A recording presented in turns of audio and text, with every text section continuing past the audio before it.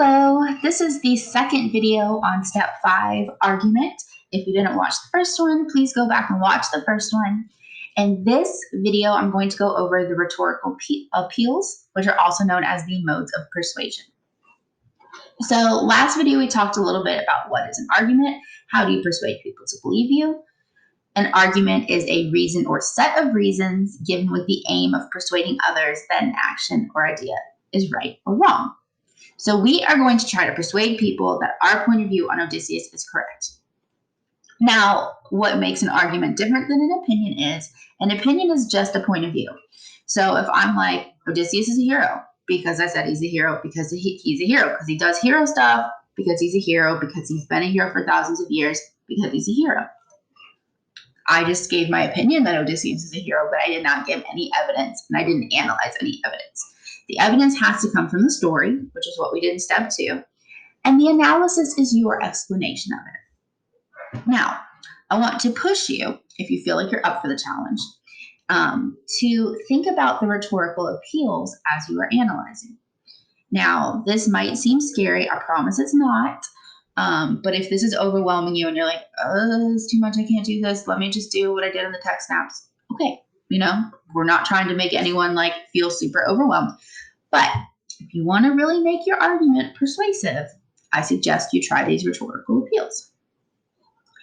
So these are an idea that came about thousands of years ago. An ancient Greek philosopher, Aristotle, was like, okay, there are 3 really main ways that we persuade people. And these 3 ways are, we try to appeal to their emotions, we try to appeal to their logic, their brain, or we try to appeal to their sense of right or wrong, their authority. Was I just making the Illuminati sign? Whoops, I don't know. I don't even know if I was. That was weird. Okay, anyway, so Illuminati, the heart. Okay, so the first rhetorical appeal is the heart, which is known as pathos. Now, this is the part that's kind of funky because it's a word that is unclear to us. What's more important that is that an appeal to emotion, that's more important than knowing the word pathos. But if you want to make a connection between emotion and pathos, think of sympathy, empathy, apathy. That path root, that means emotion. All right, so the first appeal is pathos, emotion, appealing to the heart. So this is when you try to get the person you're trying to persuade, you try to get them to feel, okay? You try to touch their hearts. The idea that you're touching someone's heart, you're pulling at their heartstrings. You want them to understand you and agree with you because they feel it, okay? So it's all about trying to get people to feel. So an example using pathos for why Odysseus is a hero, you could say, imagine being held captive for 7 years. Would you continue hoping for your freedom? Would you give in and adapt to your new situation? So you're trying to get people to put themselves in someone else's shoes. Empathy. You're trying to get people to imagine they're in Odysseus's point of view.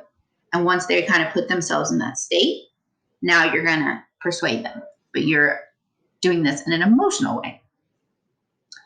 An example for Odysseus not being a hero using emotion is, you could say, a hero needs to care about and help other people, and Odysseus does not care about others. He lies to his men and lets them all die when they were relying on him. That was fine. Okay, so you're trying to pull at people's heartstrings. He had people relying on him. He let them die. Bad. Okay, so these are emotional appeals. You're trying to touch someone's heart, pull at their heartstrings, get them to feel. So what I'm saying is, as you analyze your evidence, think about, do you want to try to tug at people's emotions? And then focus on how would you get someone to believe you in an emotional way. The next mode of persuasion is logos. This one sounds familiar. It sounds like logic. Logic, reasons. These are appeals to the head, the brain, rational thought. Basically you should agree with me because here are the facts and statistics. I'm just laying out this argument. A lot of people are no, emotions are bad. Let's just say what it is. All right? So logos. So a logical way a logical explanation of Odysseus being a hero is like, give a definition of hero. So we're already kind of setting up this essay to have some logic to it. So give a definition of hero, show how Odysseus fits that definition. This is using logic. A hero is someone who inspires people to persevere. Odysseus inspires people to persevere. Therefore, Odysseus is a hero. So we've used logic. We've said this is true and this is true. Therefore, this is true. Logic. We can do the same thing to say he's not a hero. A hero is someone who acts unselfishly and fights for the greater good. Odysseus is selfish. Therefore, he's not a hero. A hero is this. Odysseus is that. These two are not the same. Odysseus is not a hero. So these are a logical argument. Other ways that you can argue logically would be like facts and statistics. So, anything you can find, any data, anything you can find that supports your point of view, that is logic. Excuse me. And the last example or the last mode of persuasion is credibility, which is known as ethos. Now, ethos is the one like people always mix up with the name because they want ethos to be emotion because they just say emotion. But pathos is emotion because you got to think about sympathy, empathy. Okay, it's that same root. Ethos means credibility and also morality. So this is when you're going to argue by saying, I'm right because I got my opinion from this person who's super right, an expert, or you want to say this is morally right or wrong. This ethos appeals to the ego or the sense of justice. It's like a combination of head and heart, okay? So it's not strictly logic, but it's not strictly emotion. It's like a combination of both. So here is an ethos argument for Odysseus being a hero. People have a moral obligation to protect their lives and the lives of their own families at any cost. Every decision Odysseus makes is designed to save his family.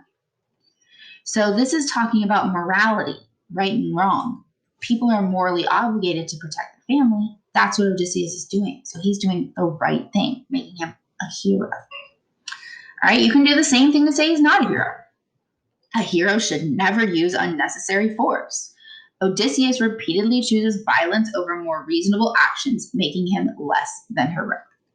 So this is another appeal to what's right and wrong. It is wrong for a hero to be unnecessarily violent. Odysseus is unnecessarily violent. He is not a hero. All right, so that is kind of an overview of the modes of persuasion.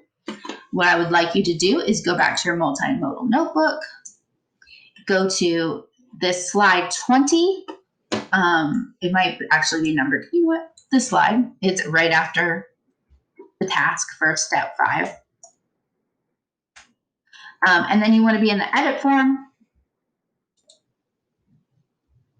And you want to drag and drop the definition to the right place.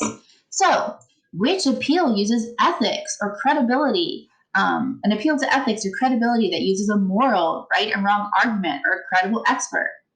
Which one is this? Which one appeals to logic? Which one appeals to emotions? So, just take a second and make sure that you got that out of the video. And then you are going to work on you're going to make a copy of Time to Argue, and that will be your task. Now, once you have done this Time to Argue document, which I'll make a separate video for if you need more in-depth instructions, the instructions are all on it, but once you are done with the Time to Argue, you are going to paste the link right here so that I can see it, see your work. And then this is where I thought we would end for lesson 2. Like, I would like you to get started on the Time to Argue handout, at least make a copy. And next week, we'll really dig into writing the paragraphs. Hopefully this is making some sense. Have you ever gotten lost in your own head? That's where I am now. I'm going to go drink some coffee.